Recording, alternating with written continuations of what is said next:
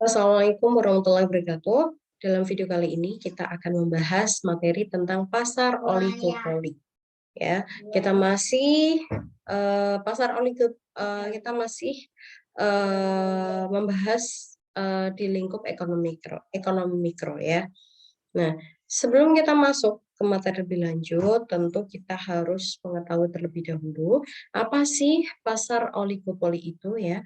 Pasar oligopoli adalah suatu bentuk pasar yang terdapat berbeda penjual di mana salah satu atau beberapa penjual bertindak sebagai pemilik pasar terbesar ya, price leader.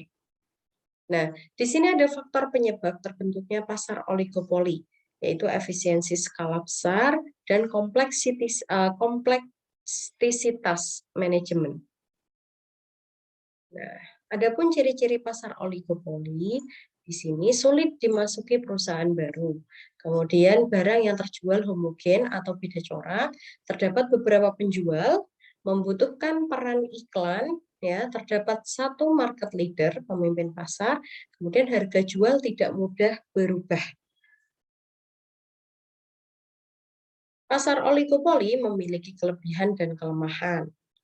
Nah, adapun kelebihannya yaitu memberikan kebebasan memilih bagi pembeli, mampu melakukan penelitian dan pengembangan produk, lebih memperhatikan kepuasan konsumen, kemudian adanya penerapan teknologi baru.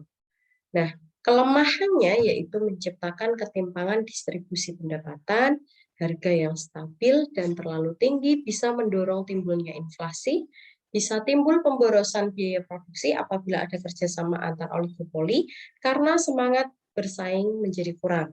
Bisa timbul eksploitasi terhadap pembeli dan pemilik faktor produksi, sulit ditembus dan dimasuki perusahaan baru, bisa berkembang ke arah monopoli. Nah, kita mulai masuk ke model Carnot dan Bertrand dalam pasar oligopoli. Di sini ada asumsi dasar model Carnot. Setiap perusahaan pasti akan berusaha memaksimumkan profitnya dengan harapan bahwa output decision-nya tidak akan mempengaruhi keputusan pesaingnya. Perusahaan menganggap bahwa output yang dihasilkan pesaingnya adalah tetap.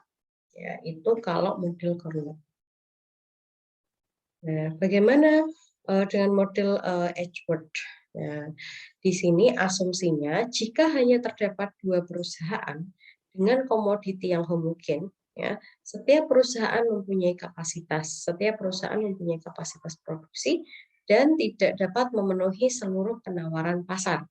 Setiap perusahaan dalam mencoba memaksimumkan total revenue atau keuntungan total mengasumsikan bahwa perusahaan lain akan mempertahankan harganya pada tingkat yang konstan tetap. Akibatnya akan terjadi fluktuasi harga produk yang terus-menerus di antara harga monopoli dan harga output maksimum dari setiap perusahaan. Nah, sebentar. Ini kelanjutan untuk model Edgeworth-nya. Nah, misalkan perusahaan A adalah yang pertama memasuki pasar dan menjual sebanyak kuantiti A pada harga price A misalkan. Dengan demikian, total revenue A sama dengan harga pada harga barang A tersebut dengan kuantiti dikali dengan kuantiti A, ya. Perusahaan B memasuki pasar dan mengasumsikan bahwa A akan terus menetapkan harga sebesar PA misalkan. Maka B menetapkan harga di PB-nya sehingga total revenue B sama dengan PB dikali Q kuantiti yang kedua, ya. Dan karenanya merebut sebagian besar pasar A. Ya, reaksi terhadap perilaku B dengan asumsi bahwa B akan mempertahankan harga di PB, maka A akan memproduksi di Q1 maksimum dengan P di bawah harga PB, ya, harga PB. Dia menawarkan harga lebih murah daripada perusahaan B. Reaksi terhadap A, maka B akan memproduksi di Q2 dengan harga ini. Q2-nya. Di Q2 max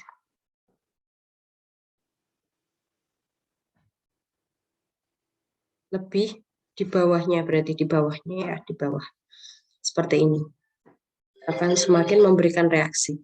Kemudian proses ini akan terus berlangsung sampai kedua perusahaan akan menjual dengan tingkat output yang sama sebanyak Q1 dan Q2 maksimum dan dengan harga PE.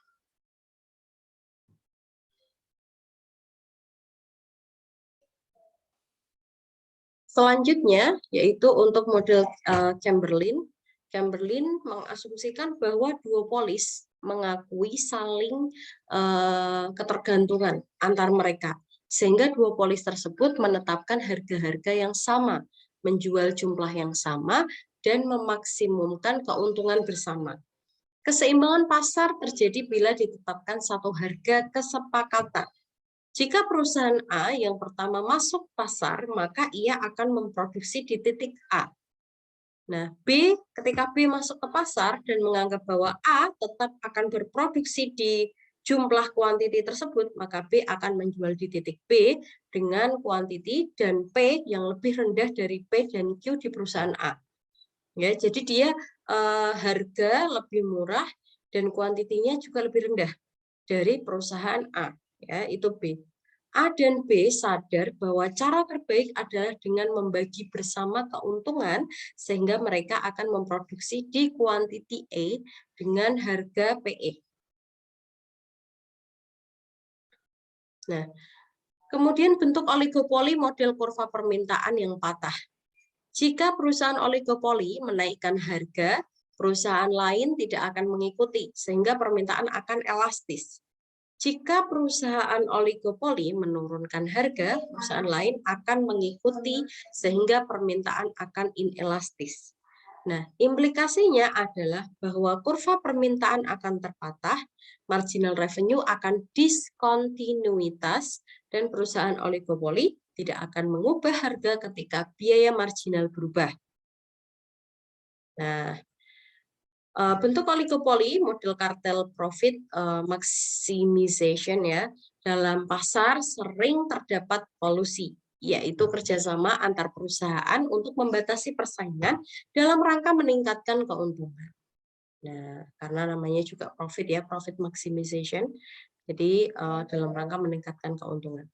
Kemudian model kepemimpinan harga di sini maksudnya adalah perusahaan yang diakui pemimpin harga melaksanakan perubahan harga dan kemudian perusahaan lainnya dalam industri dengan cepat mengikutinya, ya, dengan cepat mengikutinya. Oke, demikian pasar oligopoli. Terima kasih atas perhatiannya dan semoga bermanfaat. Apabila ada yang masih kurang jelas, silakan teman-teman seperti biasa didiskusikan di WA Group. Terima kasih, saya cukupkan untuk video kali ini. Wallahul muwaffiq ila aqwamit thoriq. Wassalamualaikum warahmatullahi wabarakatuh.